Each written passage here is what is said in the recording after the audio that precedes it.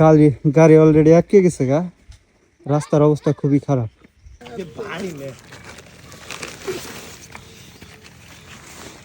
আসসালামু আলাইকুম, আশা করি সকলে ভালো আছেন। আলহামদুলিল্লাহ আমিও ভালো আছি।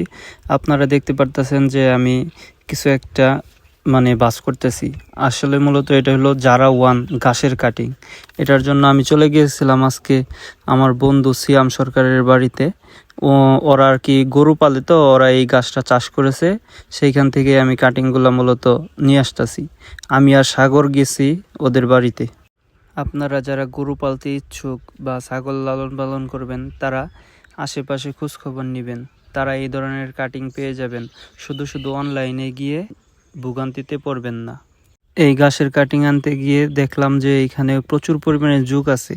জুক থাকলেও কিছু করার নেই, আমরা যার জন্য গিয়েছি তা তো নিয়ে আসতেই হবে। দেখেন কেমন জুক। এইটা মূলত আমাদের আঞ্চলিক ভাষায় চীনা জুক বলে থাকে। আপনাদের এলাকায় কি নামে পরিচিত তা একটু বলবেন। এইগুলা কিন্তু ঘাসের ক্ষেতে প্রচুর পরিমাণে হয়ে থাকে, এবং কি পায়ে হাতের কোনায় কামড়ে ধরে থাকলে আপনি টেরও পাবেন না। প্রচুর পরিমাণে রক্ত খাবে এবং কি এক সময় একাই খুলে পড়ে যাবে। দেখতে কিন্তু খুবই ভয়ঙ্কর। আর এখন যাকে দেখতে পারতেছেন, ও হলো আমার প্রতিবেশী। আমার খামারের পাশেই ওর বাসা। ও খুবই দুষ্টু, সারাদিন ঘোরাঘুরি করে। আর আমি গাছ আনার সময়ই বললাম যে এটা কি কলা গাছ।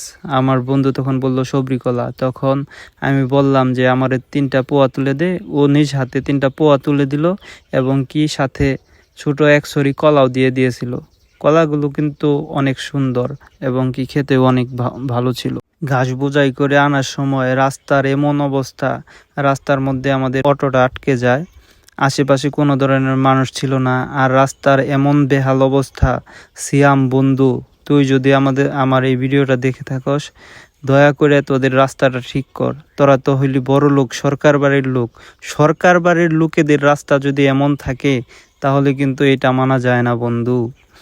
তারপরে অনেক কষ্ট করে কাদায় নেমে আমাদের অটো ঠেলে তুললাম। এর আগে যার কথা বলেছিলাম যে অনেক দুষ্ট, দেখেন সে পাখির বাসায় দেখতেছে কয়টা ডিম আছে। ও কিন্তু অলরেডি পাখির বাসায় উঠে পড়েছে। আমি বললাম যে উঠিস না, পাখির বাসায় কিন্তু সাপ থাকতে পারে। তারপরে ও আমার কথা না শুনে গাছে চড়ে বসলো। এই যে আমার খামারের কাজ কিন্তু মোটামুটি আলহামদুলিল্লাহ এখন অনেক দূরে গিয়ে গেছে। তারপর দিন সকালেই রওনা দিয়ে দিলাম। গাছ তো এমনি এমনি রোপণ করলে হবে না, গাছের জন্য লাগবে গোবর। তাই আর কি আমি মোটর সাইকেল আর 2 জনকে নিয়ে চলে গেলাম গোবর নেওয়ার উদ্দেশ্যে। গোবর আনতে মূলত গেছি হলো জয়নাল ভাইদের বাড়িতে। ওনাদের বাড়িতে এর আগে কখনো যাওয়া হয় নাই, রাস্তা ভুল করে অন্যদিকেও চলে গিয়েছিলাম। আসলে আমি যেই দিকে যাই সেই দিকে একটা না একটা বাধা বিপত্তি থাকেই। আমি গোবর নেওয়ার আগের রাত্রে বৃষ্টি হয়েছে, গোবরগুলার এমন অবস্থা যে বস্তায় তোলা যাইতেছে না। তারপরেও ভাইদের বললাম যে একটু কষ্ট হলেও তুলেন, অনেক দূর তো আসছি। তাই আর কি ওনারা গোবরগুলা তুলতেছে। আর গোবরে পানি পড়লে এত পরিমাণে ওজন হয় তা বলার বাইরে। মনে করেন যে 4 জনে ধইরাও তুলতে পারতেছি না আমরা এই গোবরের বস্তাগুলা অটোতে। প্রতিটা বস্তার ওজন প্রায় 80 থেকে 100 কেজি ওজন হয়ে গেছে, ধরা যায় না, তো এই কারণে আরো সমস্যা। আর আসার সময় এই অটো ভ্যানের ডিফেন্সেলটা ভেঙে যায়, যা খুবই দুঃখজনক। আর আমাদের জন্য দোয়া করবেন এবং আমাদের খামারের জন্য সবাই একটু দোয়া করবেন।